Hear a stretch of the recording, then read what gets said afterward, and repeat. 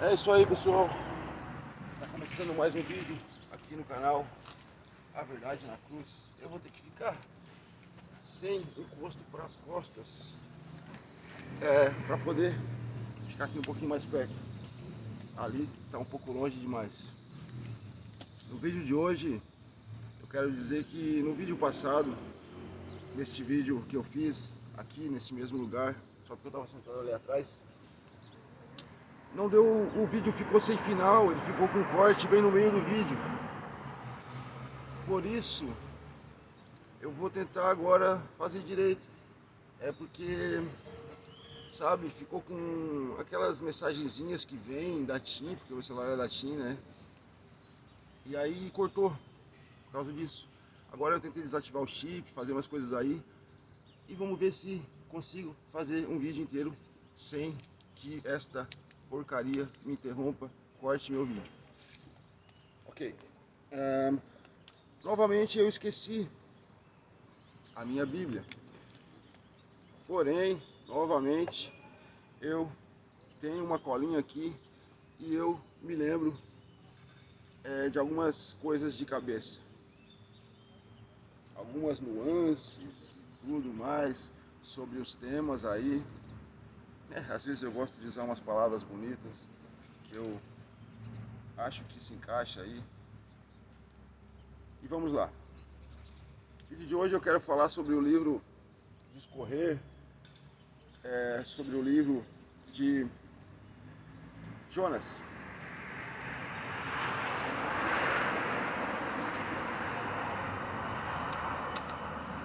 O livro de Obadias é um livro bem pequeno, tem só um capítulo, eu acho, e logo em seguida vem o livro de Jonas.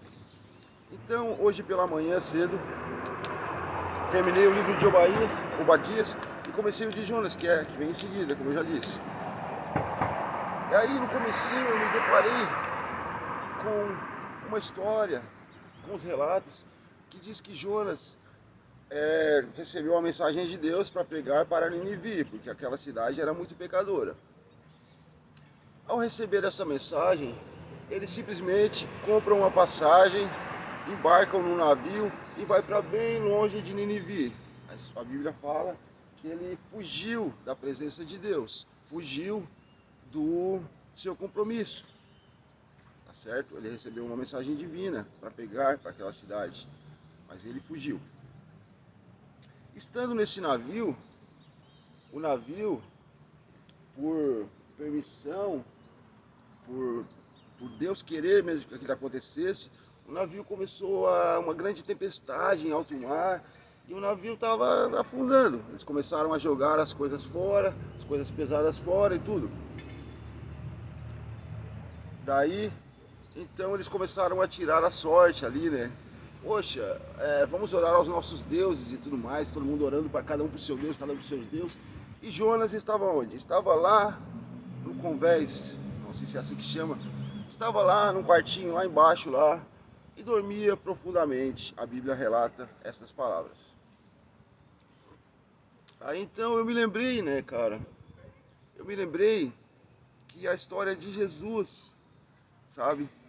Quando os discípulos estavam no barquinho, atravessando o mar da Galileia e tudo mais, que eles iam para a cidade dos Gadarenos, acho que é assim que se fala, foi lá onde Jesus expulsou vários demônios de um homem, eram muitos, estava todo ali num homem ali só, coisa assim. Eles foram para uma manada de porcos e os porcos se lançaram, porque estavam possuídos, né? Se lançaram todos num penhasco lá e morreram tudo afogados.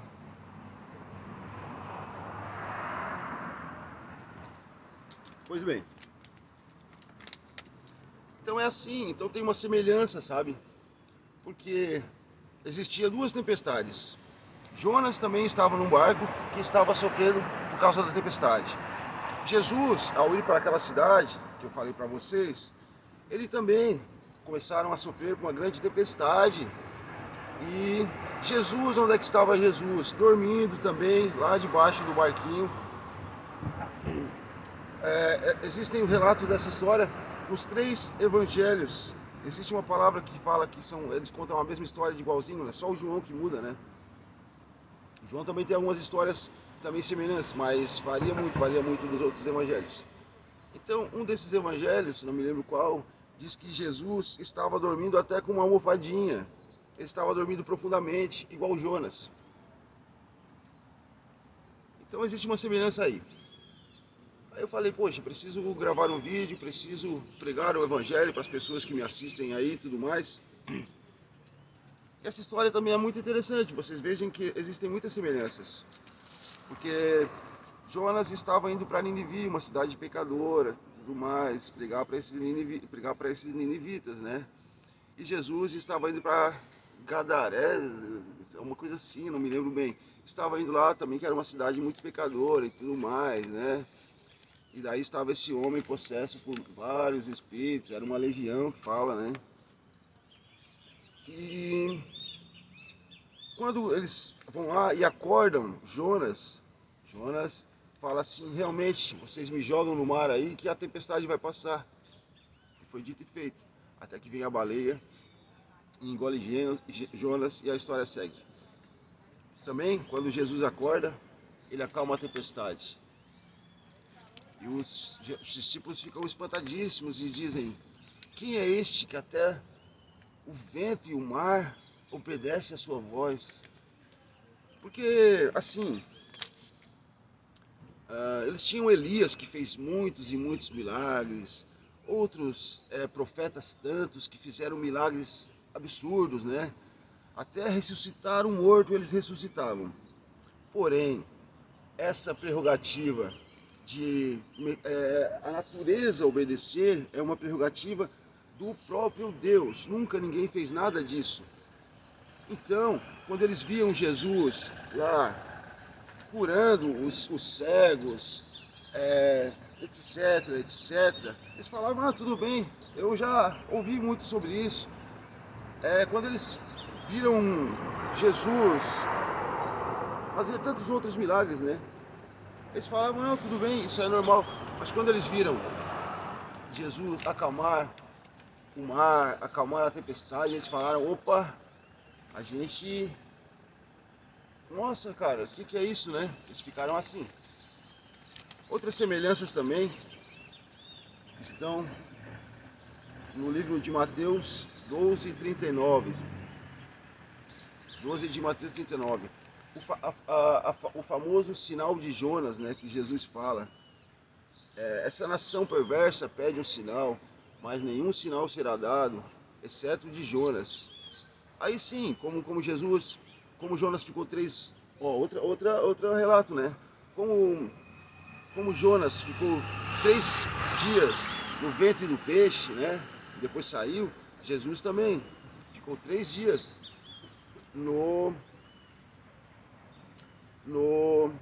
sepulcro, né? E depois ressuscitou. Algumas semelhanças, várias semelhanças aí, entendeu? Também temos um fato bem interessante, que eles falam assim... deixa eu lembrar aqui, peraí. Eles falam assim...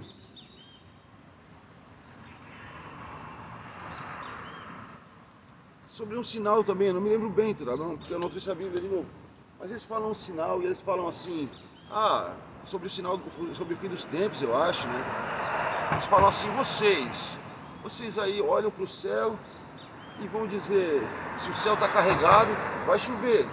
Se o céu está bom, vai fazer um bom dia. E tá certo? Aí eles falam sobre isso. E lá no livro de Jonas, fala assim, ó... não vou lembrar agora direitinho, mas fala assim, poxa... Eu não teria pena dessa geração, ele fala para Jonas, desses ninivitas que não sabem diferenciar a mão direita da mão esquerda e tudo mais. Isto é referente à questão de que os ninivitas, lá na história de Jonas, eles não conheciam nada a respeito de Deus. E os fariseus Eles conheciam tudo a respeito de Deus. Por isso fala assim, eles olham para o céu, sabem tudo, né? Falando por parábolas aí. Eu me enrolei tudo e não consegui falar direito. Mas eu acho que o vídeo de hoje foi esse. Eu estou aqui tomando a minha água. E é isso aí. Hoje é sexta-feira. É o dia da preparação para nós adventistas e para os judeus também, e para as pessoas do Antigo Testamento, e para todo aquele que, bom, porque os judeus, eles, seguinte, eles guardam os mandamentos da antiguidade, porém não acreditam em Jesus. Nós, os adventistas, nós acreditamos em Jesus e guardamos a sua palavra, entendeu? Porque o fato de Jesus ter vindo para a terra não mudou em nada. Então, continua tudo igual. Os mandamentos são válidos, tudo é válido. Jesus veio, Jesus morreu e nos trouxe salvação através da sua morte. Por quê? Porque a palavra, os 10 mandamentos é uma coisa impossível de ser guardada. Impossível. Porque se fosse possível, não seria necessário. Mesmo as pessoas mais apegadas em Deus daquele tempo, elas sempre tinham que ir lá e oferecer um cordeiro, alguma coisa. Pelo menos uma vez no ano, elas tinham que ir lá. O que acontecia? Essa pessoa que levava o cordeiro, ela mesma tinha que pegar a faca, botar a mão na cabeça do cordeiro e matar o cordeiro. Eu acho que eu vou ser... enfim, o YouTube vai acabar me desviando aí as minhas visualizações por causa dessas palavras. Então é assim, por causa disso que eles faziam, porque a palavra de Deus, os 10 mandamentos é impossível de guardar. O que Jesus falou? Vocês ouviram o que foi dito, né? Não adulterarás, isso é um mandamento. O que ele falou? Todo aquele que só olhar para uma mulher com pensamentos impuros já adulterou. Então, nessa questão, nessa profundidade de encarar os fatos, é impossível realmente guardar os mandamentos. Então é por isso que Jesus veio.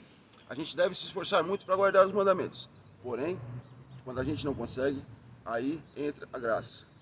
Fique com Deus, até mais.